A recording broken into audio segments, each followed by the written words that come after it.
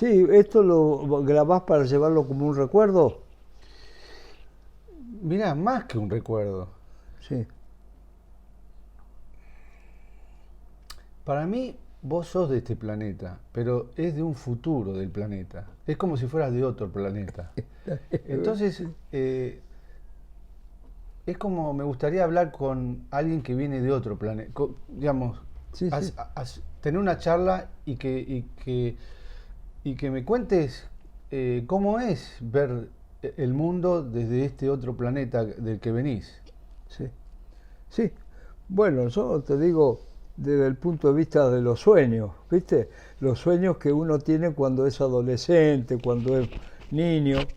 Esos sueños hace que vos te vayas a querer construir un mundo. ¿Eh? Después tropezás con el mundo real y bueno, te pegás unos golpazos de loco, sufrí, te alegrás a veces, pero obviamente yo no me creo un ser superdotado ni, ni nada por el estilo, pero sí tengo un sentimiento que obviamente lo llevo muy conmigo y, y sin actuar socialmente como un estrafalario, un tipo que vengo de otro planeta, yo me siento sí de otro planeta, porque obviamente el mundo que yo soñé no es el mundo que yo vivo, ¿viste? Porque la realidad no es que yo lo diga, porque decir, yo siempre digo, quizás se lo decía a ustedes ya en esa época, decir se pueden decir las cosas que uno quiere, ¿viste? Después hacer, se hace como está el refrán, haz lo que yo digo y no lo que yo hago. Yo al revés, haz lo que yo hago, no lo que yo digo, porque decir puedo decir cualquier cosa. Ahora, cuando la palabra es verdad, cuando está respaldada por la acción, la palabra que no está respaldada por la acción de un tipo que dice, como estamos acostumbrados mucho acá en este país, que escuchamos que dicen cualquier cosa y después hacen totalmente lo opuesto, cosa que la tecnología hoy lo denuncia enseguida, ¿viste? Le saca la antifaz enseguida porque vos ves por televisión a un tipo que está diciendo tal cosa y el locutor le pasa, ¿viste? De hace 4 años que es totalmente lo opuesto y no se puede cambiar así. Eso es chantada total. Yo en cambio, una de las cosas que ustedes por ahí me respetan es porque soy coherente entre lo que he hecho y lo que he dicho y lo que hago. Es decir, esa es la realidad, mi realidad. Entonces mi realidad nace desde la adolescencia, cuando mucha gente puede creerlo o no, pero yo cuando tenía 8, 9 años, escribía novelas, hacía poesía, populares, no, porque no estaba en un nivel social refinado. Mis viejos son de cultura italiana, ¿viste? Chacarero, mi abuelo, había venido, laburaba el campo, en Italia tenía una quintita, es decir, así que somos de ese origen, y bueno, pero eso sí, mi abuelo era todo de teatro y había hecho teatro, se casó siendo ya muy grande, y bueno, y él se sabía la Divina Comedia, se sabía un montón de cosas que cuando se hacía lo que se llamaba la vela en italiano, a pasar la noche, que venía los otros de la otra chacra, y yo cuando íbamos a pasear al campo, escuchaba ya, fue el primer tipo que me deslumbraba con los relatos, y entonces a mí me gustaba escribir, y yo a eso de los 12, 13 años empecé a querer aprender a dibujar bien para ilustrar los cuentos y las poesías mías. Pero resulta que un día, habré tenido 14, 15 años, y estaba en el barrio, porque yo vivía en un barrio cerca de la estación, en San Nicolás, que no teníamos luz eléctrica en la calle, no teníamos asfalto.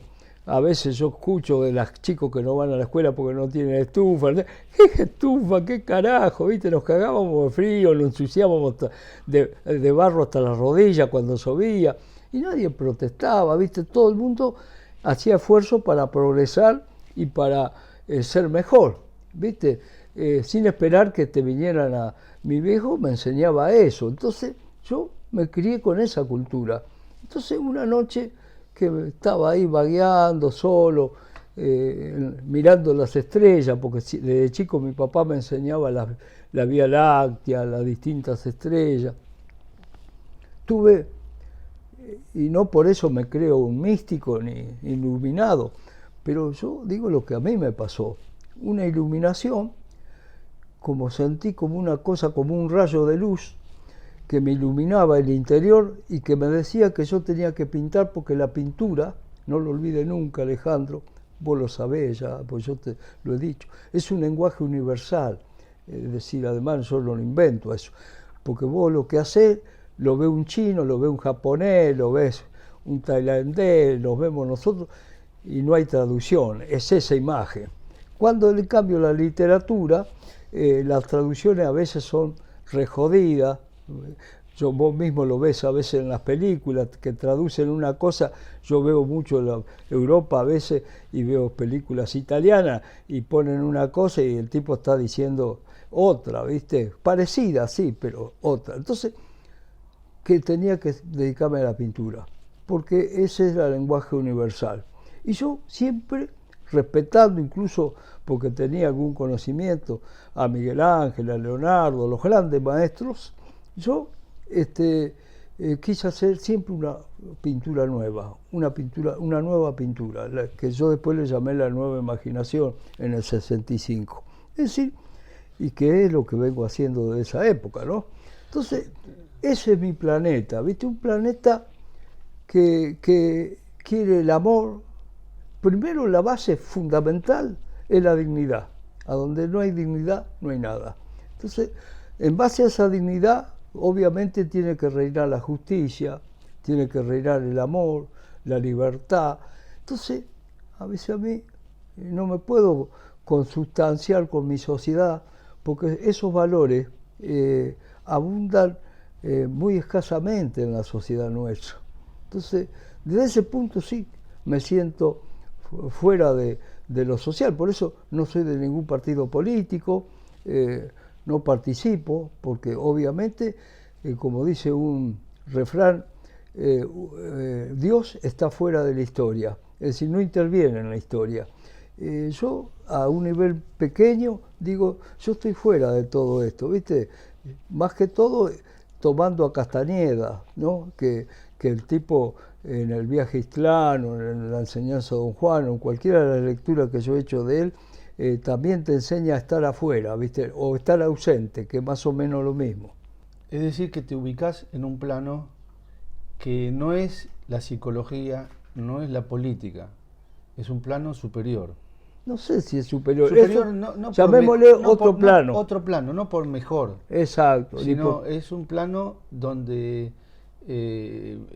más espiritual, cosmogónico. Exacto. Donde vos te interesa ubicar al hombre en la gran pintura, digamos, en el macrocosmos, ¿no? Sí. A mí, justamente, vos pensás, Alejandro, que por mi edad, yo pertenezco a la generación que absorbió vía Estados Unidos, vía primero Europa, todas las vanguardias que vinieron a partir del 50, después de la Segunda Guerra Mundial. Y obviamente todo el mundo se puso dentro de esa vanguardia y tomaba lo que venía. En aquella época, obviamente, se trataba un mes, 2 meses, ¿viste? A veces 3 o a veces hasta un año sí, en tomar. Ahora no, enseguida, ¿viste? Tac, no, pero ahora no hay. Sí, ahora no enseguida, hay. pero no hay más. Sí, ya no hay más. Se globalizó todo. Entonces, yo en cambio, en vez de estar buscando cuál era la onda, a donde, sin menosprecio, lo digo, pero es la realidad, todo el mundo la buscaba, yo me metía en mi interior y fui descubriendo las pinturas precolombinas, y entonces todo lo que era lo primitivo, y ahí buscaba mis imágenes, mis cosas. Por eso hice esto, que algunos a veces considera, porque es metamorfósico, ¿viste? Miró, porque hay gente que pareciera no entender nada de pintura. Es como si decimos que todos los realistas se parecen a Rembrandt o se parecen a Leonardo. El realismo tiene multiplicidad de facetas y nadie va a confundir a Goya con Rembrandt o con Velázquez. Bueno, y acá lo mismo, dentro de lo metamorfósico, el que sabe, nadie puede confundir a Tanguy, a Masson, a Dalí, no, Dalí no, disculpame, me equivoqué de español, a Miró o a cualquiera que hacemos cosas así. Es un estilo y nadie se puede escapar, ni vos, ni yo, ni Picasso, ni nadie se puede escapar a un estilo. Podés combinar distintos estilos, pero los estilos son como la palabra, el lenguaje, que hace a que cada uno elijamos uno de esas formas para expresarlo porque nos sentimos más cómodos con una de esas expresiones. ¿Y vos elegiste un lenguaje Metamorfósico. metamorfósico y esencial, de formas y colores, pero sin trabajar la simbología, a mi entender,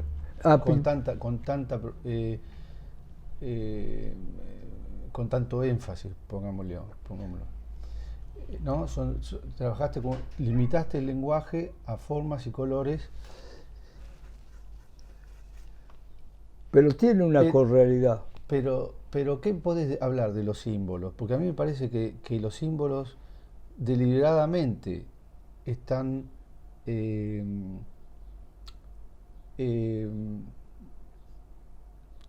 no participan. ¿A vos te parece? A mí me parece, pero ¿cuál es tu opinión? Vos fijate, Cosa que yo considero positiva. Sí, está bien, no, porque el lenguaje puede ser, es cierto, en la pintura si haces literatura le erraste de rumbo, porque en pintura tenés que hacer pintura, literatura hacer literatura. Acá no hay un relato literario, obvio, hay, si se quiere llamar, un relato plástico, un discurso plástico. El discurso plástico está hecho, como dijiste recién, con formas y colores, a donde vos trabajás y surge el espacio, surge la luz, surge toda una serie de elementos propios del lenguaje plástico. Yo creo que el hombre que más lo puso en claro y en evidencia a principios del siglo XX fue Wassily Kandinsky, porque él es el que inaugura en la época moderna este lenguaje que ya usaban los precolombinos, usaban los primitivos. Es decir, y en la prehistoria, ya en la época del Neolítico, aparecen muchos signos o formas así metamorfósicas. Pero obviamente toda forma, quiera vos o no, lleva en sí una correalidad y eso lo convierte en símbolo, porque el símbolo justamente, a diferencia del signo, el signo es señalativo, el símbolo es connotativo, entonces connotas cosas que obviamente vos las vas descubriendo después, como decía bien Herbert Reed, la imagen precede a la idea, entonces la imagen es primero, después viene el concepto, viene la idea. En este caso, vos trabajás. Yo he trabajado, como bien dijiste vos, desde mi juventud, con este tipo de formas que después entré a denominar cosmogónica y entró todo un mundo de cosas que me fueron descubriendo o fueron descubriendo la gente. Las personas que percibían esto, venían y veían tal cosa, veían tal otra, los chicos ven cualquier cosa, porque obviamente, y ahí yo empecé a tomar conciencia, o mejor dicho, lo que vendría a ser el concepto de lo que yo había hecho con imagen en forma pura.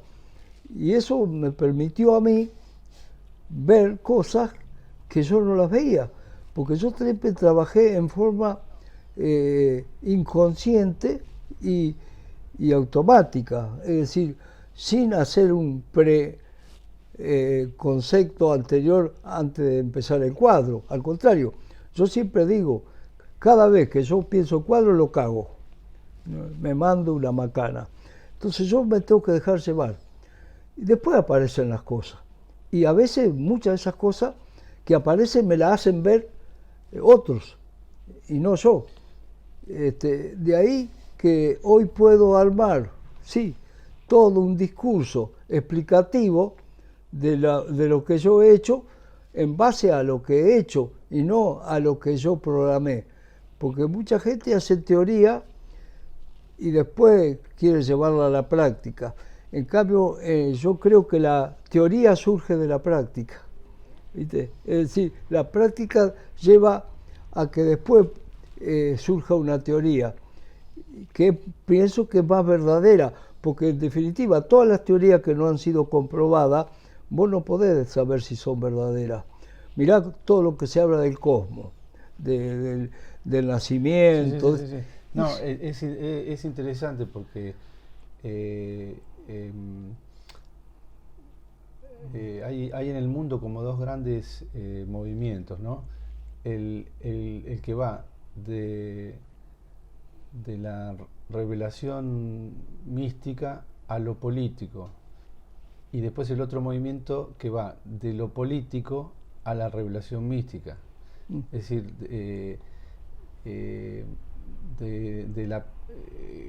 lo que vos estás diciendo, este último, más realista, que va de la práctica a la mística, a la teoría. Sí, claro. Ahora, cuando vos decías las referencias, todo tiene una referencia, como que nada se puede salir de lo simbólico. Pero hay referencias que apuntan a distintas zonas. Hay referencias que apuntan, o símbolos, al lugar común, y hay referencias o símbolos que apuntan a otra zona. Yo creo que vos apuntás a otra zona, sí, no al lugar común. No, porque además te digo... Entonces es otro, ¿se lo puede llamar símbolo? Sí. Pero me pregunto, si se puede llamar. Cuando uno hace referencia a algo que no existía antes, sí, es como está inventando una realidad. Claro, el asunto es que uno en este quehacer que te va llevando por distintas, galaxias, porque yo me dejo transportar y es como si fuera transitando por el espacio. En mi caso particular, vos sabés que yo no he hecho viajes, no tengo como muchos artistas, viste, que han viajado. A mí no me preocupa eso, porque yo vivo viajando con la imaginación por interminables cosas, ¿no? Tengo lo que yo llamo la valija de mis sueños. Es decir, porque en ese transitar por galaxias imaginarias y por mundos imaginarios, yo recorro pero cantidades de cosas que me permiten percibir, porque mira, para hacerla un poco más explicativa, a mí Mircea Eliade me influenció bastante con toda la parte del yoga y del arte oriental. Pero dentro de las cosas que yo sí me di cuenta que yo no podía hacer yoga, obvio, porque yo soy occidental y cristiano, diría, ¿no? Es decir, no dije católico apostólico, dije occidental y cristiano. Es decir,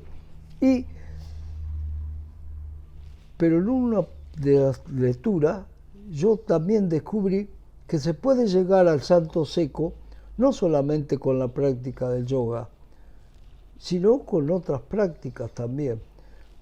Y bueno, la pintura es una de esas prácticas. Yo creo que a través de la pintura podés llegar a ser maestro en el campo de la pintura, que vendría a ser equivalente al santo seco. El santo seco, bueno, no lo va a lograr siendo maestro, pero cuando vos llegás a ser maestro en la pintura, vos te convertís en color, te convertís en espacio, te convertís en forma, te convertís en atmósfera. Es decir, te traspasan las cosas y hace como que vos estés en un estado de, no sé si catarsis o de un estado espiritual, místico, pero hay que tener cuidado porque cuando vos hablás y dejás sentado esta cosa, se puede llegar a pensar el que mañana escuche que uno está loco. No, no, yo tengo bien claro entre realidad e irrealidad, no que las confundo. El día que las confunda, ahí sí me tendrán que internar si llego a ese estado, porque cuando confundí eso ya no tenés la posibilidad de ver o de percibir mejor. En el caso específico de lo que estoy hablando, uno se permite a través de esto, no sé, transportarse. Obviamente, el que no ha experimentado puede creer que uno está guitarreando. Yo que he hecho toda una vida dedicada a esto, teórica y prácticamente, no hice otra cosa más que esto desde los 14, 15 años. Puedo decir qué camino hice, lo que los orientales llaman Tao, y a través de ese camino, desde un purrete de barrio, medio atorrantón, vago, de cagarte a trompada, jugar a la pelota, he llegado a ser un tipo que me desarrollé. Acordate que en el Colegio Nacional, cuando recién, porque vos sos entre las primeras generaciones, no de la primera, porque yo empecé a dar clases en el 66, 67, es decir, me tragaba las S, muchos creían que yo era un paisano de cuarta, ¿viste? Sin embargo, eso fue por un problema diccional. Yo fui a foniatría y me dijeron no lo pueden solucionar porque es un problema idiomático y los italianos no pronunciamos las S, y la toscana donde vienen mis padres quizás sea ya así. Por eso toda esa generación de italianos que se apostaron por allá por Santa Fe, el sur de Santa Fe, el norte de la provincia de Buenos Aires, somos todos más o menos así, desde los jugadores de fútbol hasta uno que puede llegar a ser un profesor después. Bueno, pero yo desde ese pibe fui desarrollándome hasta lograr por lo menos hacer una persona, como me dijo una vez que en una de las charlitas que daba yo sobre arte, que me habían traído al presidente, la profesora Barriger, me había traído al presidente de la Sociedad de Escritores de Buenos Aires. Le digo, me va a quemar, le digo. Sí. Y yo le dije, mire que yo tengo un lenguaje un poco... Cuando terminé de la charla se acercó y me felicitó, me dice, vea, cuando usted está hablando uno no ni tiene en cuenta las S ni nada, sino lo que usted dice.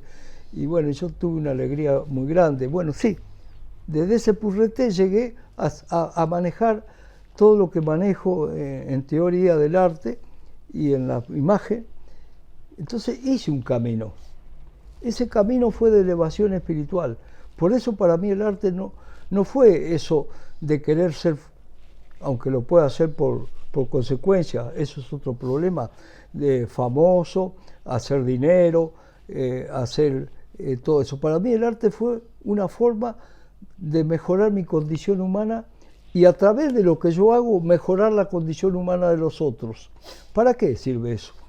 Para que cada vez nos diferenciemos más de una cosa, de una bestia, y podamos llegar a ser una cosa, un ente espiritual, algo que haga que la vida, que la sociedad, que todo sea más bello, porque la belleza en definitiva es como ya la elaboraban los griegos, los orientales, se confunde con la verdad, la moral, la ética, la estética, en definitiva es una sola esencia. Es como, para terminar la idea, es como lo que vos me decías del principio, la búsqueda de lo mío es lo cósmico, porque lo cósmico te lleva a un vértice a donde nos juntamos todos allí, ¿viste? Es un solo espíritu, una sola cosa, y yo creo que hay una energía.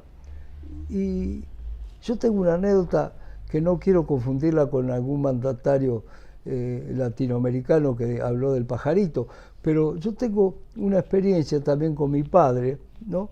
Que yo siempre le decía a mi viejo, porque con el viejo, mi viejo me introducía en todas estas cosas, así, y nos sentábamos a la noche, a veces mirábamos al cielo, y hablábamos de la vida, cuando se termina esta vida, y el viejo siempre creía.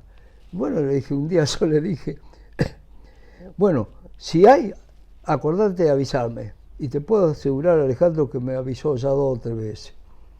Si son casualidades, ¿viste? Son cosas. Entonces, yo creo que hay una energía. No, a mí no creo en el catolicismo, en la forma como se predica, en absoluto. Es decir, yo creo en algo místico que está más allá de todo. Y soy cristiano desde el punto de vista que vos sabés que Él es hebreo y es occidental, es todo. Cristo para mí es un ejemplo de ser humano, no de una cosa divina, porque acá cuando hay alguien que es algo así, lo convierten en divino porque obvio, no es humano, entonces nadie está obligado a ser como él. No, es un ejemplo de lo que yo digo, de la dignidad, del amor, de la libertad. Entonces yo soy cristiano de ese ángulo, ¿viste? Del ángulo de tener como ejemplo a una persona. Por eso a mí me dicen, ¿quién admira usted? Y a Mahoma, a Cristo, a Luther King, ¿viste? A todos los que proclamaron la no violencia y todos los que hicieron de la vida, pero el máximo Cristo, ¿viste? Es decir, no sé si porque está más lejano o porque estuvo menos contaminado o por qué. Entonces, ¿y qué tiene que ver el catolicismo con Cristo? Y yo te diría que nada, absolutamente nada, ¿viste? Es decir, ¿por qué? Porque los sacerdotes que existían en aquella época se apoderaron de la doctrina cristiana y, ¿viste? Y todo lo convirtieron a las conveniencias de lo que era el clero. Y siguen haciéndolo. Y algunos que se rebelaron como Lutero, ¿viste? Y toda esa gente le dieron con un caño. Entonces, a mí no me interesa ni el Papa, y a veces yo pienso cómo puede haber seres humanos en una época tan desarrollada como la nuestra, que todavía crean en los Reyes Magos, ¿viste? Desde ese ángulo. Es decir, porque yo digo, es como creer en los Reyes Magos. Yo respeto, eso sí, la creencia de cada uno, porque si no le estoy faltando el respeto a alguien y no es mi intención. Simplemente me pregunto yo, ¿cómo? Como algunos se preguntará cómo yo creo en lo místico y en esa energía cósmica que ya mi viejo me decía y de la cual él me ha dado evidencia de que existe. ¿Cómo? No me pregunté. Bueno, y esa experiencia que tuviste cuando tenías 14, 15 años... También fue eso. Fue eso, ¿no? Fue un rayo. Un rayo que se podría decir que tu alma te está comunicando tu misión en la vida. Sí, yo creo que sí, porque mirá que en plena noche oscura, donde no había luz en la calle ni nada, nosotros estábamos acostumbrados a andar en la oscuridad, ¿viste? La luz de la calle más cerca de la de mi casa estaba a 3 cuadras, ¿viste? Después ahí se terminaba el asfalto y después tenía que hacer a pata. Y a veces cuando me iba al cine venía un poco tarde. Una vez me atravesé con un borracho que estaba tirado ahí en lo que ya podés llamarle vereda, porque eso no era vereda, era caminito que estaba para separarlo de la calle nada más. Es decir, porque no veía ni siquiera por dónde caminaba a veces los otros, porque lo sabíamos de memoria los muchachos. Entonces, en una noche esa que estaba solo esperando a otro amigazo para irnos para el centro, ¿viste? Para salir, no sé qué hora haber sido, pero era tarde y estaba re oscuro. Yo sentí esa luminosidad en plena oscuridad, ¿viste? Y a partir de ahí cambió mi vida, porque a partir de ahí ya dejé de jugar a la pelota, porque yo jugaba al fútbol, ya dejé y me empecé a dedicar a pintar. El viejo me había mandado al industrial porque él quería que el futuro era la ingeniería electrónica y quería que me dedicara a eso. Y a mí me gustaban los motores, me gustaban todas esas cosas. Fui. Y el tercer año dejé, ¿viste? por eso cuando vine a La Plata a estudiar pintura, me encontré con el problema de bachillerato y el superior, que yo no podía entrar porque yo no tenía bachiller, y por eso hice el bachiller en el Colegio Nacional, a la noche. Yo terminé quinto año Colegio Nacional a la noche, a los 23 años más o menos. Es decir, y después empecé y a los 27, 28 ya me recibí de profesor en Bellas Artes, profesor superior. Es decir, tú cuentas todas las vicisitudes, ¿no? Y problemas, y uno va cumpliendo con la misión que tiene que hacer. Yo no me aparté nunca, Alejandro. Mirá que tuve 10.000 tentaciones para apartarme. Es como si yo digo que alguna vez... ¿Por qué uno no se aparta? No, Es porque tiene una misión, ¿no? no sé, pero además a mí me sirvieron mucho algunas lecturas. Yo fui fanático de Bergman, entonces todo el ciclo de Bergman, ¿viste? Que te deja la cabeza la miseria, ¿viste? Porque toda esa metafísica pesada, ¿viste? Porque hay gente que no se podía aguantar películas como El huevo de la serpiente, ¿viste? Porque son películas muy pesadas, algunas son más livianas, pero eso. Después, Hernán G., ¿te imaginás? El de Mian, que ese también me reafirmó la enseñanza, ¿viste? Yo siempre te la digo, no sé si ya te la dije, ¿viste? Cuando Demián se remonta hacia la estrella, el tipo se remonta. En un momento dudó, se cayó. Por eso nunca la duda, ¿viste? La duda nunca. Es decir, porque cuando duda, chao, ¿viste? Entonces, yo nunca, ahora mismo que se pareciera como que cambia mi vida, yo ya en una nota que lo dije, esto no me cambia nada. Y por suerte con Pablo de Sousa andamos muy bien, porque al contrario, él me valora todo lo que yo hice, porque yo no voy a cambiar ahora. Ponele, para hablar de estrafalario, que mañana las obras mías costaran lo que pueden costar ahora. Mirá, eso no cambia, ya he desparramado tanta obra en colegio, en escuelita, en particulares, y además si la obra está en los museos y en colecciones, se difunde, porque no es necesario tener el original, lo que vale es la imagen. El original es para los coleccionistas, pero el coleccionista colecciona cráneo, colecciona cuadros, colecciona estampillas. Ese es un problema de coleccionista. Acá lo que vale es la imagen. Y entonces... Esa imagen pura que empezaste a regalar en un momento, sí. ¿Cómo fueron esos momentos? Eso fue porque yo... lo voy a contar sin ningún reparo, porque yo ya a esta edad nunca tuve reparo, pero hubo épocas que por ahí me tragué algunas cosas porque para no tener conflictos sociales, ¿viste? Pero ya a esta altura ya menos. ¿Qué pasa? Yo cuando vengo acá a pintar, bueno, lo puede decir cualquiera y los que se murieron ya no lo pueden decir, por supuesto. A mí me invitan del grupo Sí, algunos, no todos, porque algunos jamás llegamos ni siquiera a ser amigos, con otros, como Nelson Blanco, ¿viste? Y todo, sí. Y yo no quise, no acepté el grupo Sí. También estaban los geométricos, porque había dos grupos, había 3, 4, ponele acá en Bellas Artes, en el año 58, 59, te estoy hablando, había los tradicionales, los de la Peña de Bellas Artes, que eran aficionados, como son siempre, y que trabajan muy bien, aprenden, son muy meticulosos. Bueno, ahí estaba un tal Padre Muti, que era el director. Sí, yo me gustaba ver esos paisajes de Punta Lara, con esos amarillos verdosos, siempre me gustó el paisaje, pero yo no lo podía hacer porque no estaba en mi ánimo. Es decir, yo quería una pintura nueva. Es decir, después estaban lo de la Asociación de Artistas Plásticos, ¿viste? Donde estaban todos estas, Suárez Marsal, Levalli. Bueno, Levalli no, después se apartó porque creó el grupo con otro, de Arrigoni y otro, Negro Peralta, que eran más políticos, ¿viste? Andaban con lo social.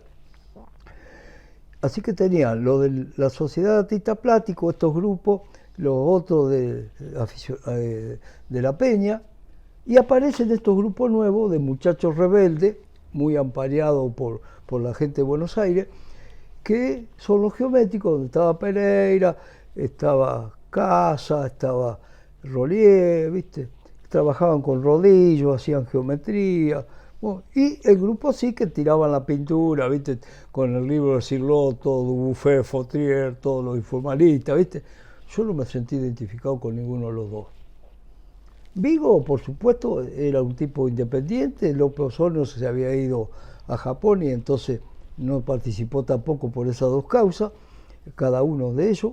Y yo, porque era más pichoncito, yo desde esa generación soy uno de los más jóvenes, es decir, pero yo no me metí nunca, porque a mí no me representaba, es como hablábamos hoy de los partidos políticos, no me representa, yo no puedo estar en ningún partido político. Entonces, ahí tampoco me representaba. Es decir, así que la batallé solo, buscando el camino que busqué y que en un momento del 65 creo haberlo hallado y a partir de ahí le di siempre fiel a la nueva imaginación. Entonces, ¿Los huichos nacen ¿Los huichos nacen en esos años? No, los huichos fue porque justamente al principio de todo esto nadie podía catalogarme la pintura a mí, tanto que cada vez que hubo una exposición colectiva, los míos no sabían dónde meterlo, ¿viste? A veces me lo ponían detrás de la puerta. ¿Por qué? Porque no sabían. Entonces, yo, para darle un nombre, porque tampoco le podía llamar surrealismo, le puse Nueva Imaginación. Y como se parecían bichos y qué sé yo puse uní, porque todas las cosas que yo he hecho, así la serie, son palabras combinadas. Uní de dicho y de bicho. Y creé la palabra huicho. Y bueno, y después esos huichos me sirvieron a mí dichos y bichos. Bichos por los bichos que parecen bichos, algunas de las cosas mías de aquella época, y dicho porque cuando me pongo a escribir, que justamente empecé escribiendo los apuntes para ustedes, pero no los apuntes que eran de los libros de historia, eso no, porque eso eran apuntes que yo hacía, sobre todo para el Vergara, que era una escuela que no tenía muchos recursos, y entonces yo le hacía apuntes que sacaba de los libros. Eso es una cosa. Y otra cosa eran los apuntes que yo hacía para estética, para el 6º año del Nacional, y también después para el Vergara, a donde yo me largaba con teorías, con cosas, como lo de los estilos artísticos, y que fui haciendo un compendio. Y entonces lo fui publicando y se me ocurrió ponerle huicho estético, por dicho y por bicho, porque no quería ponerle un nombre que fuera así solemne. Entonces quedó huicho estético y de eso hice 4 ediciones. Por eso el último es Huicho Estético 4. Y está ahí en anda a hacer la 5ª, pero bueno, yo dejé de hacerlo porque si bien eso, yo hice 300 ejemplares nomás que se agotaron, eso lo han reproducido tanto, ¿viste? Que muchos de esos escritos que hay ahí son hoy anónimos, ¿viste? No se sabe de quién es. Y entonces yo lo escucho, lo veo, y digo, si esto lo dije yo en el 60 y algo, en el 70, porque en definitiva son recopilaciones de todas cosas que yo fui publicando, ya sea en el periódico que codirigí, La Nueva Avenida, como en los apuntes que le hacía a usted en el colegio y que la imprenta me lo hacía. Todo eso lo que hice fue en el 2003, por gracias a un exalumno también, que me pagó la edición, hacer huicho estético, ¿viste? Así que ahí está toda esa compilación de conceptos y de cosas que yo he ido diciendo durante años. Y que, ojo, que yo no me creo ser originalísimo e inédito en lo que digo, ¿no? Esas cosas son cosas que uno no es más que un eslabón en una gran cadena, ¿viste? Donde nos vamos pasando la posta uno al otro. Entonces, así va formando Esos huichos, ¿hacías también dibujos que regalabas con Claro, los huichos? claro. Porque el proceso esto, para llegar a esto, yo empecé así. Yo dibujaba pelito por pelito. Eh, Tanto que muchos me decían porque no me iba a Mar del Plata a ganarme en las vacaciones los mangos, viste, haciendo retratos. Es decir, bueno, pero yo eso no era lo que quería hacer, yo quería hacer algo distinto. Hasta que cuando cursé con Cartier en el año 63, ponerle 64, Cartier me dio a mí un empujón para que yo me metiera en esto. Porque Cartier me tenía a mí subyugado porque yo lo escuchaba atentamente, todas las teorías, era un hombre con un conocimiento tremendo, ¿no? De Heidegger, de todo, una concepción filosófica del arte. Es decir, que él decía que había que desaprender lo aprendido. Y yo que ya me había aprendido todo eso en la academia, que tanto que a mí me acuerdo, uno de los profesores de ahí, el Garte, me dijo, ¿para qué está acá usted si usted no necesita venir? Aragón lo mismo. Es decir, no, yo vengo con un título, le digo, porque yo me quiero ganar la vida, no quiero vivir de la pintura, quiero vivir para la pintura. Yo siempre la tuve claro eso, lo que pasa es que tenés que vivir de algo, porque si no, aparece uno de estos que no trabajan ni nada, que viven, viste, que le tienen que dar pensión social siempre.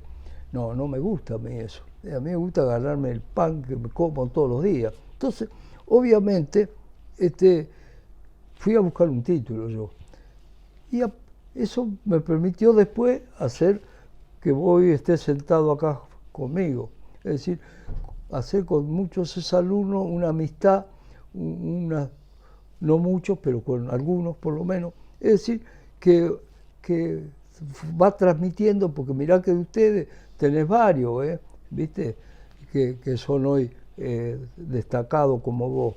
Es decir, y que se han dedicado a esto. Entonces, no los nombro porque por ahí me voy a olvidar de otros y se van a ofender, pero son varios. Entonces, eso hace que yo quiera desaprender todo eso que había aprendido. ¿Y qué hice? Empecé a hacer como mamarrachos y a hacer cosas raras, ¿viste? Y fui así. Tengo cantidad de esos dibujos, muchos se perdieron, pero me quedan bastante, hasta que desde lo figurativo fui haciendo como ahora hacen algunos trabajos como que parecen trabajos de chicos. De los trabajos chicos seguí hasta que empecé a hacer esto. Y me acuerdo un día en el 65 que me salen imágenes así. Que me acuerdo una de esas primeras se la regalé a Nessi, que era mi profesor de Historia del Arte. Es hecha con fibras, ¿viste? Virome. Vos pensás que yo hice cantidad de dibujos con virome que doblaba los papeles y los regalé. Yo creo, mirá, no quiero ser exagerado, pero llegué a pasar los 8.000 y pico dibujos y mi grafía. Por eso yo digo que tengo más de 10.000 obras originales desde el punto juntando los dibujos y juntando las pinturitas y después muchas... ¿Regaladas? Las regalaba, sí, yo las regalaba. Sí. A las instituciones les regalaba pintura. Entre el 70 y el 75 hice 5 ofrendas anuales de pinturas y de imigrafía. Una de las más así que tuvo repercusión en Buenos Aires fue la que hice en Carmen Bosch en el año, fue en diciembre, el golpe militar fue en el 76, bueno, en diciembre del 75. Es decir, que fue con un manifiesto, que está en Huicho Estético el manifiesto, y fue con 500 imigrafías que le regalé a la gente y 20 pictografías, que son esas pinturas que hechas sobre chapa, de Harvard o de aglomerado, y la exposición duró 3 días. Esa exposición que a mí me la hizo Iomi, junto con Daniel Martínez, que era director del Museo Nacional, y que Berni levantó la exposición 3 días antes, o no sé cuántos días antes, la mía duró 3 días. Es decir, para que yo pudiera hacer la exposición, porque obviamente de repente vos no podés conseguir en una galería como Carmen Bo el espacio, era una de las mejores galerías de esa época. Es decir, sin embargo, Martínez, que también se llamaba así Martínez, Jaque Martínez, gentilmente cedió junto con la mujer de él, es decir, y que sin querer lo perjudiqué. Entonces, hicimos la primera exposición efímera que hay en la historia del arte contemporáneo, no argentino, universal. No hay una exposición efímera, esa es la primera. Es decir, ¿por qué? Porque era una exposición hasta que se acabara la cosa. Y duró 3 días. Al tercer día quedaba un solo cuadro que se lo llevó un tal Pablo y no hubo más. Y las semigrafías también se fueron, las 500 con el... Bueno, entre esa gente que se llevó a escuela, no para ello, se llevó Noé, por eso lo digo grabado, ¿no? Noé llevó Lidi Prati para el Ministerio de Exterior de la Nación, llevó Iomi para una escuelita de Palomar, llevó otro más también, así de los grandes, ¿no? Es decir... 1965.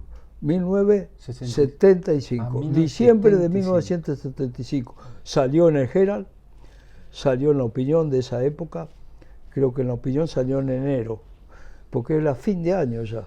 Es decir, donde yo proponía, como siempre, en un manifiesto, un mundo mejor, más justo, menos especulativo, ¿viste? Y como acto de comprobación de eso, donaba 20 pinturas. Bueno, después, bueno, con la revista Crisis, que dirigía Bogelio, en ese entonces, que después tuvo los problemas que tuvo, es decir, y Jaque Martínez también, porque hubo una crítica feroz contra esa acción que hice yo por proponer un arte no comercial, por regalar la pintura. Entendieron mal las cosas creyendo que yo me tiraba contra el mercado. Yo no me tiraba contra el mercado del arte, ni contra las galerías de arte, ni contra nada. Lo que yo hacía era expandir y dar un ejemplo de generosidad, de amor, de solidaridad. Eso es lo que quise hacer. A mí que cada uno venda me parece fabuloso. Si yo cuando vendo algo también me pongo contento porque me vienen unos pesitos que puedo seguir comprando material. Es decir, así que nadie se tiró. Pero hubo gente que la entendió mal. Y bueno, Crisis también. Bogelio me publicó en varios números de la revista Crisis, me publicó las ofrendas. Y entonces, a través de la revista Crisis y de acá, de Pelayo, que tenía la librería aquí en el centro de La Plata, recibimos pedidos de todos lados, del Chaco, de Córdoba, de Tucumán, y con Teldi envolvíamos los trabajos y los mandábamos, pero eso sí, a pagar el remitente, porque también no me daba para que yo pudiera pagar el flete. Es decir, y bueno, yo creo que ahí tengo algunas de las cartas que me mandaron de agradecimiento que he guardado, pero no sé cuántas regalé, ¿viste? Yo lo que sé que yo tengo afuera, sin vender, de esa manera y de otra, casi 1.000.000 obras. No imigrafía, migrafía ya te dije, 8.000, 9.000. Entonces yo hice toda esa locura. Esa locura, Alejandro, no hay antecedentes. Yo como profesor de Historia del Arte, que por suerte me desburró de muchas cosas que muchos... Yo sé dónde estoy parado. Yo sé si lo que hago está hecho, no está hecho, si esto o lo otro. ¿Por qué? Porque a muchos me criticaron por eso. Dice, ¿qué sos vos al final? Sos pintor, sos teórico.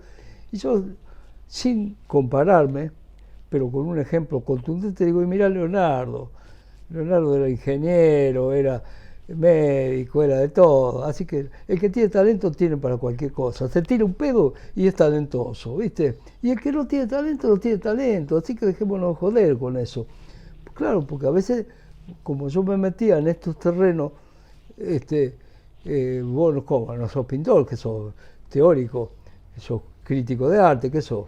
No, soy un hombre que lo que hago lo he hecho siempre con pasión, ¿viste? Con gran amor, con gran pasión. Pero no para, Alejandro, que quede claro, yo jamás busqué el bronce ni el oro. Con eso quiere quedar claro. Ahora mismo, ponerle que la obra se expande, a mí que yo tengo 83. ¿Qué sé yo? Suponete que la naturaleza me bendiga y pueda vivir unos años más. Yo ya, a mí la plata ya no me va. Si yo no puedo, ¿qué voy a? Si ni siquiera me sirve para viajar, para esto. Si ahora vos a esta edad tenés, ¿a dónde? Podés ir, sí. Hay gente que va en silla de ruedas, pero no es mi caso ese, ¿viste? Así que la plata a mí no me sirve. Yo con la platita que tengo me alcanza para comer. Todavía tengo un medio de transporte. Tengo la casa. Yo no necesito más nada. Y además, cuando yo me muera, y hay que tener conciencia de eso, es decir, por más que me hicieran un monumento como el monumento a la bandera, es decir, a mí no me sirve para nada. En la otra dimensión, si es que hay, lo que es de esta no te sirve para nada. Y no me da nada, nada. Esa es la gran conciencia que hay que tener. No te da nada. Lo que te da vos la satisfacción es cuando vos estás pintando, cuando estás creando, cuando le estás dando a otro. Esa es la gran satisfacción. Lo otro, y bueno, sí, es como la ropa que te pone encima, te puede hacer que sea... Quiere decir que para pagar la deuda no hace falta plata. Porque para pagar la deuda con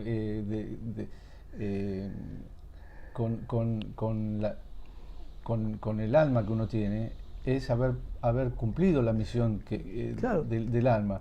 No, para eso no se necesita plata. No, es sangre, eso es lo que da la felicidad, ¿no? Porque... Sí, las cosas más pequeñas es las que te hacen más feliz. A mucha gente le cuesta creer. Ese es como el cuento ese del tipo que pero, está... pero es pequeña cumplir con la misión. No es alma. pequeña, pero quiero decir, Sí. menos brillante desde el punto de vista de lo que le ponen oro a las cosas. Yo a veces me cago de risa cuando veo que adoran los reyes, que salen en la revista la princesa, pero la puta madre, digo, todavía estamos en eso. ¿Qué tienen en la cabeza? Le dedican espacio a cantidad de boludeces de ese tipo, y por ahí el otro tipo que está descubriendo algo y que ha aportado algo para... a ese tipo ni le dan un espacio. Yo tengo siempre una anécdota, me acuerdo cuando Estudiantes salió campeón en La Plata, que buena hora, fenómeno, todo. Pero había venido en esa época el Sabin, la poliomielitis. ¿Ah, sí? ¿Vino a La Plata? Sí, estuvo en La Plata.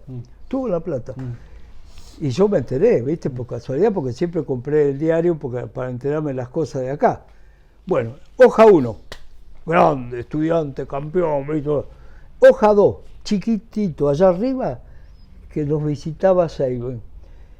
Que nadie lo leyó, quizá, ¿viste? Muy poca gente. Así, claro, y así, eso es así. El otro le salvó la vida a montones de gente.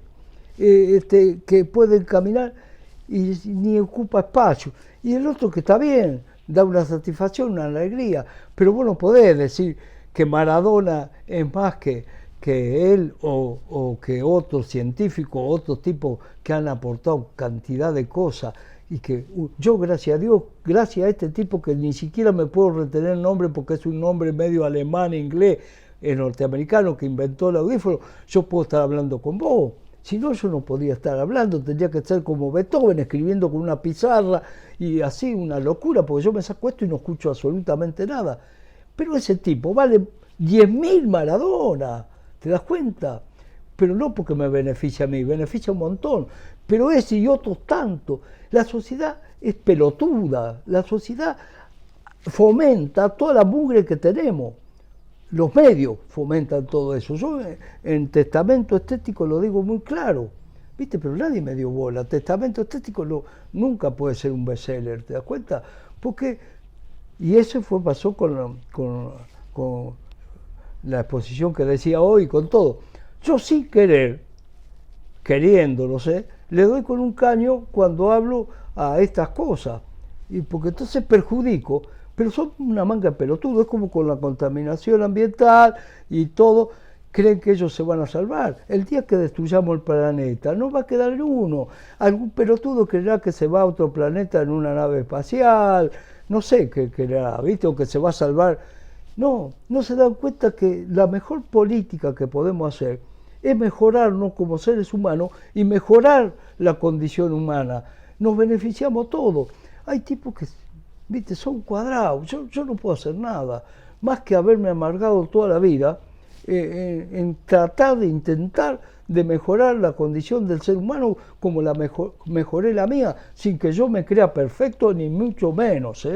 Pero obviamente yo traté de mejorarme y mejorar. ¿Para qué? ¿Para enriquecerme con qué? Si eso no me enriquece. Para ser mejor persona, para que el mundo sea mejor, para que la sociedad sea mejor. Yo no lo puedo entender. Yo directamente no puedo entender a determinados personajes. No lo puedo entender. Estos políticos que tenemos... Bueno, que, porque si lo tratás de entender desde la política o la psicología, es complicado porque estamos en es como el perro que se quiere morder la cola. sí. Pero cuando uno se sale de esa sección Sí. más terrenal, más animal, uno entiende más, ¿no? Pero sí, yo lo digo... Cuando lo ves con otra perspectiva. Sí, yo que digo eso desde el punto de vista que estamos acostumbrados nosotros en el lenguaje. Decir, no puedo entender cuando no querés decir Claro. lo que es. ¿Viste? Porque yo, si tengo que decir lo que es... Lo entendés desde otro punto de Pero vista. sí, Claro. vos sabés bien Sí. por qué son así. Son unos imbéciles, ¿viste? Pobre gente, aunque se creen muy superior a uno, y obviamente, porque se manejan de esa manera, pero es decir, no tienen concepto de nada, son lamentables, por más que puedan decir que uno es el lamentable. Sí, para ellos yo puedo ser el boludo, obvio. Si hay tipos que te dicen, y che, que vos no afanás, sos un boludo, si los otros afanan. Ah, sí, porque el otro afana y yo voy a afanar, porque es como el pobre pibe que viene y te degüella por 2 pesos a vos, ¿viste? O a uno. Es decir, sí, los derechos humanos, después lo defiende, porque es pobrecito, que no sigamos justificando. Es un ejemplo simple para eso también tengo. Es decir, vos te enfermás, tenés gripe y tenés que hacer el tratamiento, te tenés que curar. No podés decirle, pobrecito, tiene gripe, ¿viste? Y no, a la gente que está enferma... Pero siempre tenemos el mundo de la mente, la imaginación, Sí, para poder desarrollarnos, ¿no? pero obvio que lo podemos... Si vos sos chiquito, vos fíjate, Alejandro, encontrarme un chico que sea feo. No hay. Sin embargo, vas a encontrar muchos adultos que son feos. Porque el rostro te lo va formando vos, como lo dijo no sé qué escritor, que no me acuerdo ahora. Vos te vas formando tu rostro. Entonces, el chico, que es chico, ese chico es bello. Ahora, si vos lo podrís, pobrecito, después sale un criminal, sale esto. Entonces, sí, es cierto, son víctimas. Pero una vez que ellos ya son criminales, no lo podés dejar suelto, porque te siguen matando. Tenés que a ver si lo podés reeducar. Y bueno, pero para eso necesitas institución, necesitas pero fundamentalmente necesitas desde el comienzo, para que no se conviertan en eso.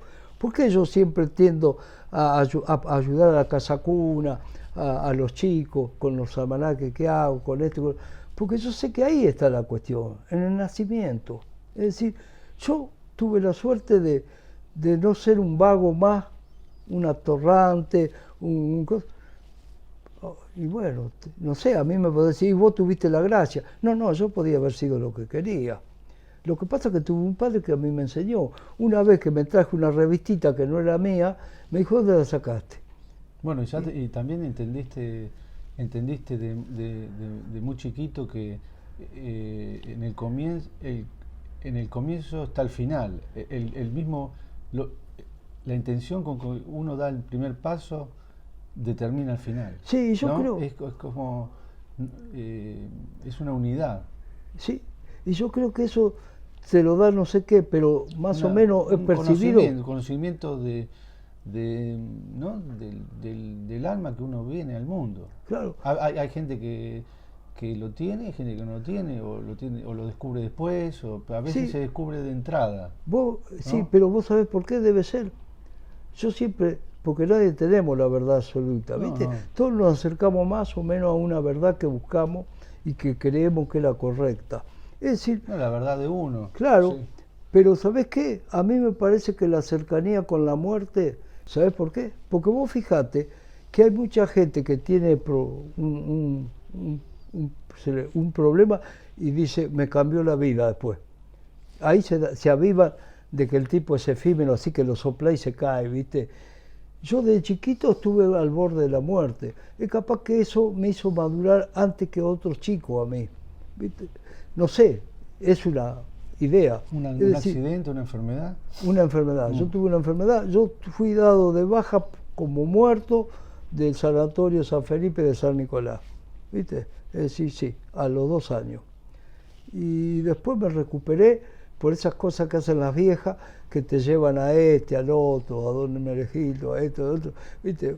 O por la penicilina que fue, yo tengo 16 marcas de penicilina en mi cuerpo, porque se me hacía la ampolla así, porque ya era la piel, no se podía resistir, es decir, porque tuve una complicación, ¿viste? Era un chico normal y me enfermé para la Navidad, siempre me contaba mi mamá, es decir, para esa época de fin de año, y se me complicó todo y ya a los 3, no sé cuánto tuve, es decir... Después, claro, uno, bueno, vivir como si uno se fuera a morir en 10 minutos, ¿no? Sí, como si uno se fuera a morir en 10 minutos. Claro, Bueno, yo no como esa filosofía, ¿no? Sí, sí, por eso, a partir de ahí, que yo no tengo conciencia de eso, porque calculá, tenía 2 años. Yo empiezo a tener recuerdo, me acuerdo a partir de los 3 años. Me acuerdo porque yo nací en el 36 y en casa hicieron una mudanza en el 39, que nos fuimos a vivir a Vigán, en la provincia de Santa Fe, y yo me acuerdo de cuando nos trasladamos. Y en esa época, 36, 39, 3 años. Antes de eso yo no recuerdo. Todos esos problemas de la enfermedad los sufrieron más mis familiares que yo. Es decir, por calcular, darle a un chiquito de 2 años ya de baja, ¿viste? Y muerto, ya estaba, ¿viste? Y después que ese chiquito comenzara a recuperarse mágicamente, bueno, es una cosa, ¿viste? Que de no comprender y que la gente a veces atribuye a dones sobrenaturales de una persona, ¿no? Es decir, que yo no reniego nada, porque yo no niego ni afirmo nada. No es porque sea cómodo, simplemente porque no se puede. Es una estupidez afirmar algo. Por eso yo no me puedo creer genio ni me puedo creer un tarao. No, yo vivo, yo acontezco, como vos, como todo. Y bueno, y las cosas se van sucediendo. Entonces, la vejez te trae reumas en los dedos, te trae dolores de acá, te trae un montón, pero también, si has sabido vivir, te trae sabiduría.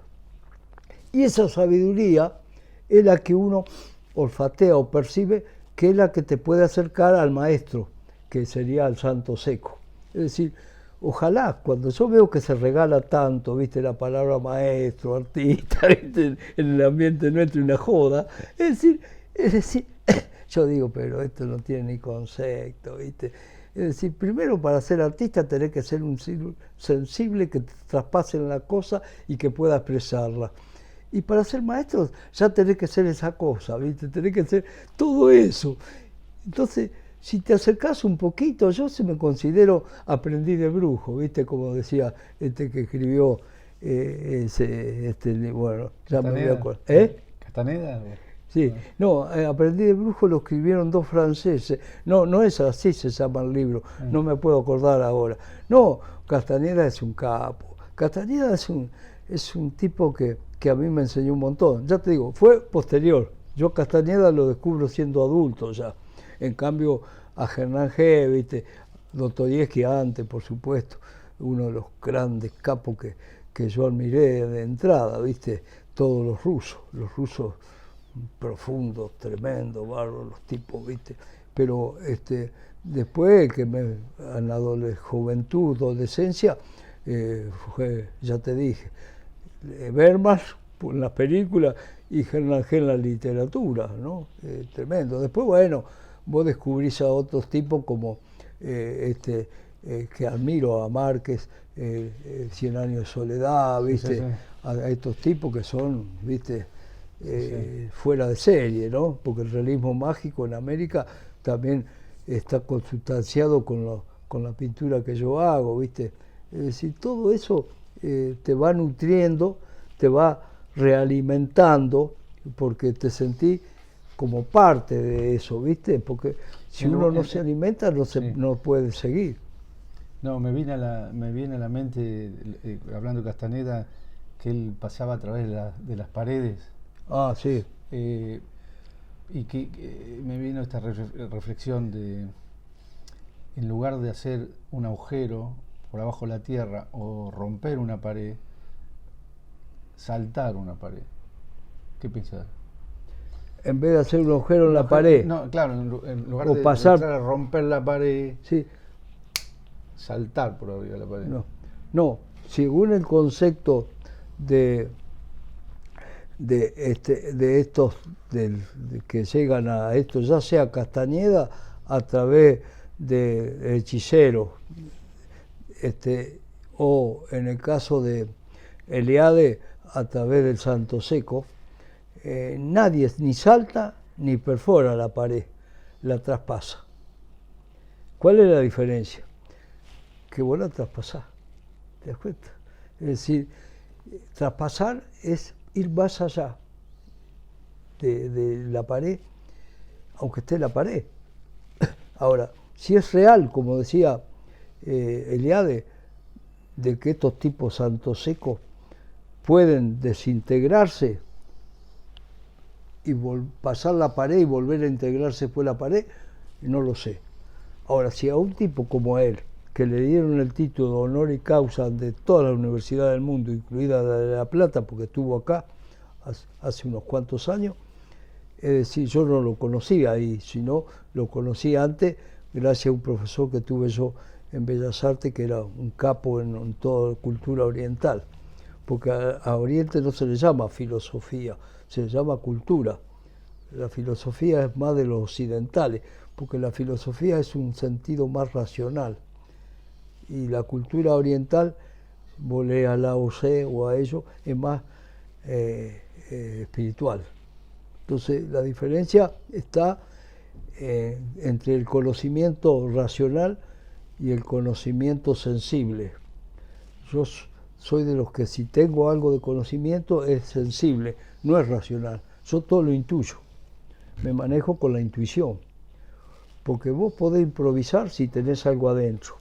Es decir, suponete esta charla es una improvisación, porque acá no hubo un argumento previo ni nada.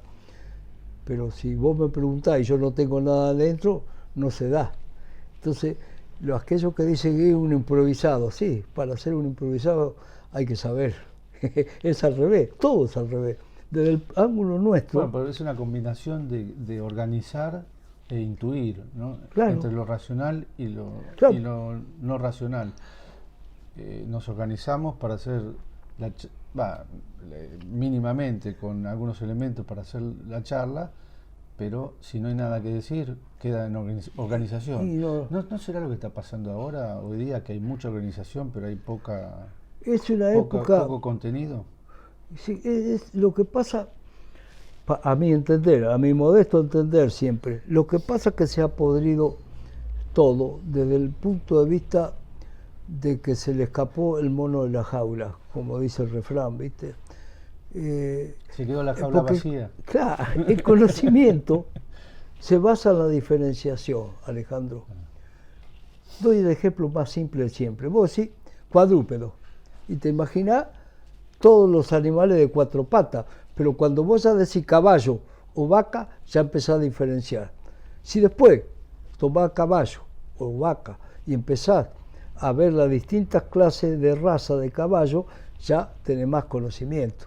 Si después cuando tomaste una raza, vas viendo la distinta evolución de esa raza, las distintas características, más conocimiento. Entonces, lejos de lo que algunos predican, diferenciación, lo que hace al conocimiento. Bueno. La igualdad es la chatura. Entonces, si todos somos iguales, eso, como dice el refrán, todos los gatos son pardos. ¿Te das cuenta? No, no son todos pardos los gatos. Entonces, en eso, lo que pasa en la sociedad actual, esto es a partir del relativismo. Mal siempre interpretado después, porque si vos querés la tergiversación más grande, deformación más grande, tomá la teoría cristiana, a Cristo, y mirá lo que es el cristianismo después. Es decir, cómo se deforma todo. Yo a veces digo, hasta ejemplo, ¿viste? Los cínicos, que eran los que predicaban la verdad, el bien, ahora le decís cínico a un tipo que te miente, ¿viste? Mirá vos hasta dónde se tergiversa un concepto o una idea. Entonces, acá hay muchas cosas así. Entonces, en esto del relativismo, lo mismo, porque el relativismo como concepción es bárbaro desde el punto de vista que no hay absoluto, todo es relativo. Pero después entró el hedonismo, que es lo que rige ahora, a donde es el culto por el placer. El placer también es una cosa bienvenida en un momento que nos permite a nosotros disfrutar y muchas cosas. Pero después, cuando es el placer por el placer, se pudre todo. Entonces, la libertad, todo ha entrado en un marasmo que no está todo mezclado, como hay un filósofo argentino que a algunos le cae mal, pero que es un filósofo, que es de Cipollín, en Cambalache ya te está expresando bien este fenómeno. Porque a veces un tipo cree que para ser filósofo hay que ir a la universidad y graduarse en todo caso será filólogo, es decir, un tipo que conoce la historia de la filosofía. El filósofo es el que, como Hernández, que te escribe en un Martín Fierro todo una concepción filosófica de lo que es el gaucho, lo que es el tipo, la idiosincrasia del que vive acá en esta zona. Es decir, y que se crió también en los barrios, en las cosas, también supo pescar la idiosincrasia de muchos argentinos, ¿viste? Por eso tenemos tanta mala fama en todos lados, porque pareciera que somos los piolas nosotros, ¿viste? Es decir, y todos quieren como acá, todo el mundo.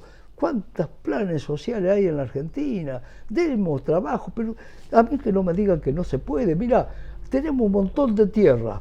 A toda esta gente que hay que pagar y pagar impuestos para que no hagan quilombo, es decir, porque obvio, tienen hambre, démosles, hagamos una ciudad nueva a donde te guste, porque podés elegir, y démosles parcela de tierra, que cultiven la tierra y que tengan un corral a donde tengan animalitos, pero no solamente le alcanzaría para auto y tener la dignidad de auto alimentarse, sino que también podrían hasta producir después.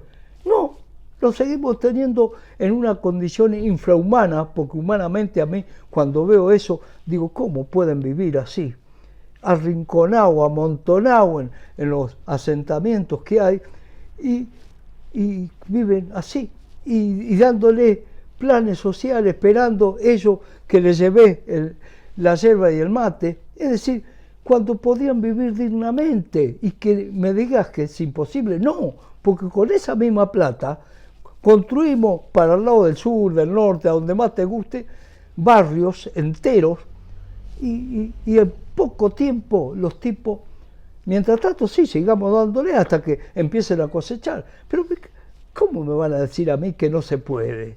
¿Qué no se va a poder? Todo se puede, no se quiere, porque es más fácil tener ignorante que puedas llevarlo para el lado que a vos se te da la gana, a tener gente lúcido, porque a tipos cuando somos lúcidos, porque tengo algo de lucidez, a mí no me pueden venir a llevar así de la nariz. No, un momentito. Es decir, entonces, en la medida que tengamos seres sensiblemente. Bueno, también sí, depende, depende de muchísima gente que todavía no tiene conciencia de que es mejor ganarse el pan por uno mismo que Por ser supuesto. asistido por el Estado. Pero para eso Pero- hay que tener otro estado de conciencia, hay que educar, Y por eso, Alejandro, y entender que me haría mejor trabajar la parcela de tierra que me den el vivir cheque. como se está viviendo. Pero eso también depende de la conciencia masiva de la gente, individual y masiva, más que la conciencia de tres políticos. claro, lo que pasa ¿Y es cómo que... se llega a...? ¿Y cómo se llega a esto? Sí, sí, esto, lo que dijiste vos, es el planteo. Porque ¿cómo hacemos para educar a esos políticos para que se eduquen a los otros? Esto es un despelote. Pero si hay un grupo humano que se dice que son tan revolucionarios y que son tan... ¿Por qué no empiezan ellos haciéndolo? Si manejar hoy, ¿cuántos serán? ¿2.000, 3.000 personas que están en esa situación? 7.000, ponele como locura, lo que sean. Los otros son 500, son 1.000, pero son 500 o son 1.000 que tienen capacidad. Bueno, ellos son los que tienen que organizarle a esto. Y si vos lo educás a una persona, le creás un buen gusto, esa persona después no hace mal a otro. Es todo educación, vos lo acabás de decir, es educación, pero hay que educar. Y bueno, si no se empieza a educar, imposible. Ah, eso te iba a decir yo, tomamos un cafecito. Sí, como que... ¿Vos querés tomar un cafecito? Sí, sí, sí. No, yo cuando te decía que para mí sos de otro planeta,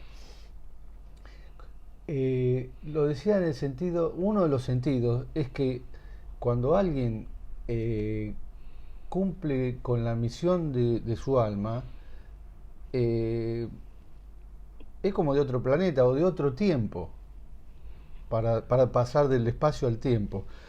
Claro, de otro tiempo, cuando idealmente mucha más gente, idealmente toda la humanidad, de chiquitos estén conectados consigo mismos, con su alma, y digan, yo sé para qué vine al mundo, o que lo busquen con pasión en los años de la infancia, de la adolescencia, para no perder tiempo.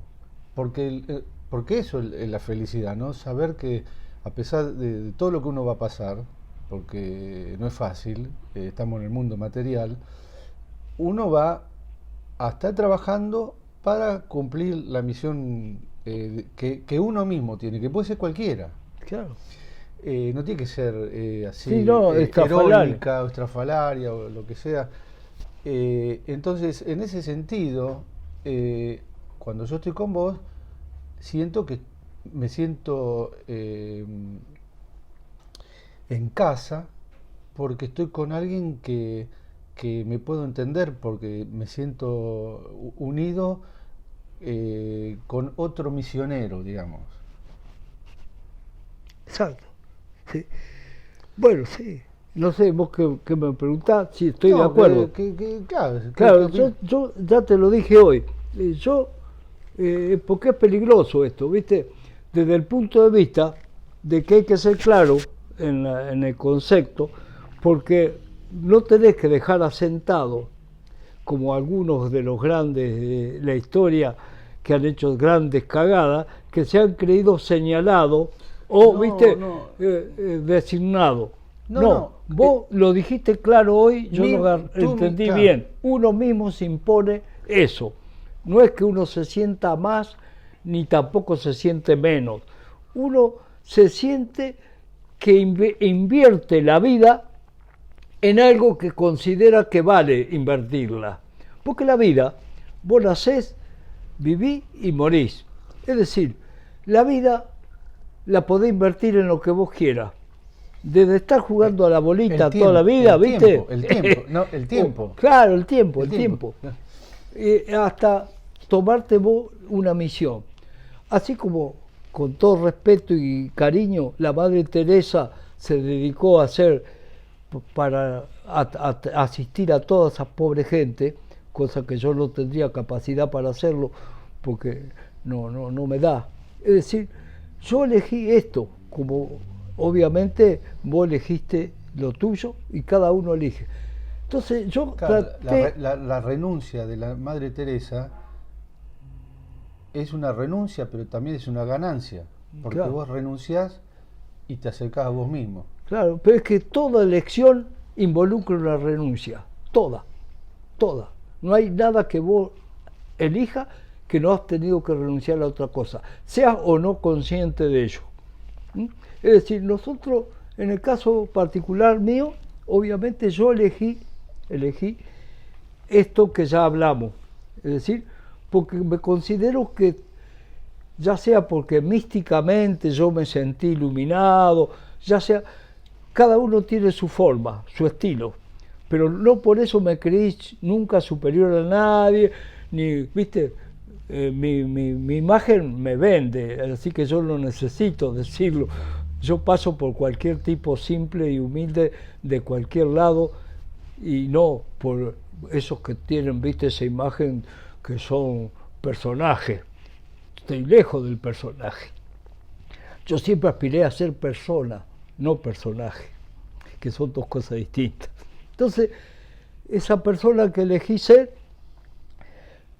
la acuñé en una frase que la tengo en un manifiesto también y que está en Huicho: de todos los destinos, el más bello es ser útil a la humanidad. Esa fue mi designo, ¿viste? Yo busqué siempre ser útil, no ser imbécil, ni ser pelotudo, porque muchos creen, acá se confunden tantas cosas, qué sé yo estoy cansado a veces de ver cómo se confunden las cosas, ¿viste? Es decir, porque a veces es a propósito, ¿no? ¿Viste? A veces a propósito, a veces no, qué sé yo, pero yo no. Yo, volando. Exacto. Volando, dijiste. Volando. Volando, sí, claro. Volando. Muchas formas en tus pinturas pueden tener distintas posiciones. Sí. Están como... En el espacio. En el espacio. Exacto. Eso tiene un mensaje político. No están encerradas o determinadas por la ortogonalidad de la arquitectura en que vivimos. ¿Qué puede decir? Yo lo que digo es que yo me doy cuenta de eso después, como estábamos hablando hoy de estos conceptos, ¿cierto? De que uno tiene como ejemplo, me salí del ángulo, espera, que uno tiene como ejemplo ¿está bien? Sí. Que uno tiene como ejemplo el hecho de que vos decís, yo hice esto o lo otro. No, el asunto está en que uno la hace y después ve que pasa eso. Y debe ser por el concepto mismo de la imagen, que es el concepto mismo de uno. No hay arriba abajo, de un costado o del otro. Es decir, hay, nada más. ¿Viste? Entonces, claro que puede estar puesto así, puede estar puesto al revés. Sí, pero siempre hay una fuerza de gravedad. Yo me doy cuenta que siempre hay algo que me indica que eso está abajo, porque pesa y cae el peso para abajo. Pero podría estar arriba. Es decir, si vamos a tomar las dimensiones arriba, abajo, costado, el otro. Es decir, pero porque la imagen en definitiva es representativa del concepto que vos tenés de la vida. Es decir, es muy difícil que si sos auténtico, lo que vos hagás no coincida con lo que vos sos. Es decir, está totalmente unido, salvo aquellos que copian, ¿viste? Hay gente que copia y entonces obviamente al copiar no sos vos. Si yo lo copiara, qué sé yo, a Picasso, y obvio, la imagen que yo hago representa la idea de Picasso, no la mía. Pero si yo hago una imagen, aunque sea muy humilde, que es mía, me va a representar lo que yo soy frente a la vida. Entonces no se escapa de eso. Por eso que lo que vos puedas ver en la pintura es realmente lo que yo soy, y lo que yo soy en este no ser, es decir, es lo que quiero de la vida, es decir, o lo que vos plasmás de la vida. Es decir, porque en definitiva es eso, es decir, concretamente. Claro, el mundo en que vivimos es brutal porque busca sensaciones todo el tiempo. Sí. Pero cuando se enfrenta a algo que es diferente, que no es nada más sensaciones, es desconcertante. Y no es fácilmente detectable, porque en general se buscan sensaciones, ¿no? Agradables, sensaciones que son parte del arte, pero no es lo más importante. Y bueno, eso también es otra cosa complicada, Alejandro. A veces nosotros mismos no sabemos qué es lo que más o menos importante. Lo importante es por ahí, ¿no? Es que la cosa que vos considerás que puede ser importante sea algo que realmente provoque o haga o realice lo que vos querés. Entonces, ¿qué es lo importante para vos? Por ejemplo, a mí, en este momento, ¿qué es importante? Eso que estamos charlando, lo que podamos aportar con lo que charlamos, y no, por ejemplo, que afuera pase un auto. Es decir, lo importante es que vos estés acá, yo estoy acá, que charlamos. Entonces, depende de los intereses de cada uno, lo que es más importante o menos importante. Entonces, cuando vos hacés, para mí lo más importante es la obra. Sí. ¿Viste? La obra está por encima de todo. Claro, pero cuando digo las sensaciones separadas... ¿La qué? Cuando digo las sensaciones, quiero decir un factor separado. Sí. Las sensaciones son parte del arte. Pero si se buscan nada más sensaciones, no pasa nada. No se accede a la totalidad. Eso, a la totalidad. Sí, eso entonces, es como un fraccionamiento de la experiencia, la sensación, ¿no? Claro. Y la idolatría a la sensación. Claro. Es otro tema. No, es parte del tema. Pero el arte es algo total. Exacto.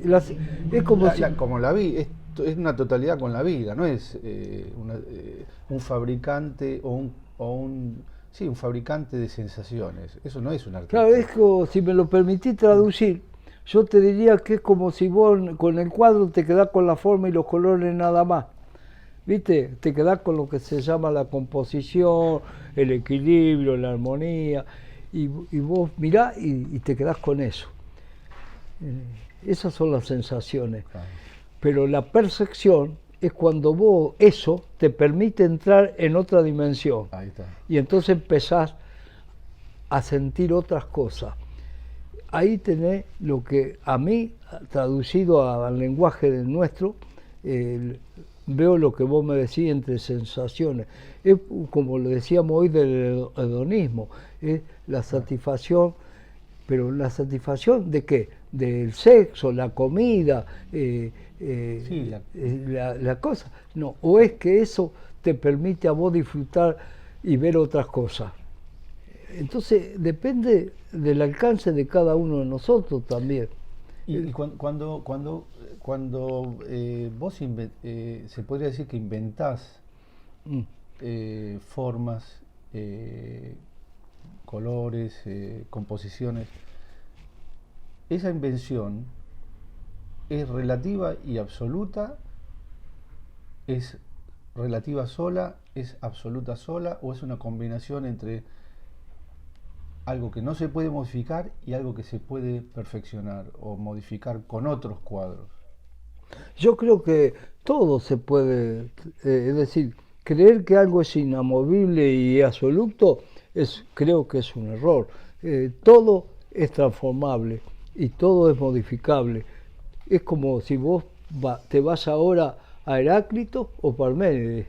Ya eso que vos estás diciendo ahora ya está planteado desde la antigüedad. Es decir, porque Heráclito dice, no te bañarás 2 veces en el misma agua. Y Parménides era lo absoluto, lo estático. Es decir, yo creo que el yin, el yang, todo en Oriente como en Occidente, siempre existió esa cuestión entre Apolos y como es, y Zeus, no, Apolo y bueno, el Baco, ahora sí. Es decir, siempre hubo la misma Pascua y la misma carnaval.